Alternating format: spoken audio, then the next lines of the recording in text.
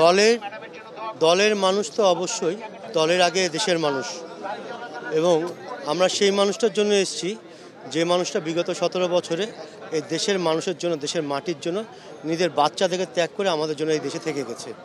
এই জন্য আমরা এখানে আজকে সেই হক আদায় করতে এসেছি, সেই ভালোবাসার জায়গা থেকে এসেছি যে না, উনি আমাদের জন্য এই লড়াই করে গেছে। দলের মানুষ তো দলের জন্য আসবে, এটি স্বাভাবিক। দলের বাইরেও কিন্তু এখানে কিন্তু সবাই দলের মানুষ না, কিন্তু অনেক সাধারণ জনগণ আছে, হাজার হাজার সাধারণ জনগণ দাঁড়িয়ে আছে, গতকাল রাত থেকে দাঁড়িয়ে আছে, আমার সাথে দাঁড়িয়ে আছে, আমি দেখেছি। তারা দলের মানুষ না, তারা সাধারণ জনগণ, তারা দাঁড়িয়ে আছে, তারা তাদের মনের একটাই আশা যে আবার আমাদের ম্যাডাম, আমাদের দেশনেত্রী বেগম খালেদা জিয়া আমাদের মাঝে সুস্থ হয়ে ফিরে আসবে। এই আশায় আমরা এখানে দাঁড়িয়ে আছি ভাইয়া। দেশবাসীর কাছে এই মুহূর্তে একটাই চাওয়া, সবাই সবার নিজস্ব জায়গায়, নিজস্ব স্থানে যেখানে আছেন আপনারা সেখানে অবস্থান রেখেই দুই হাত আল্লাহর দরবারে, বা যে ধর্মে বিশ্বাসী সে তার প্রভুর কাছে তার দুই হাত উপরে তুলে আমার ম্যাডামের জন্য, আমাদের ম্যাডামের জন্য, আমাদের দেশনেত্রী বেগম খালেদার জন্য ওনার প্রাণ ভিক্ষা চাইবেন, যেন উনি সুস্থ হয়ে আবার এই গণতন্ত্রের দেশে ফিরে আসতে পারে, এদেশে গণতন্ত্রকে যেন আবার ফিরিয়ে আনতে পারে।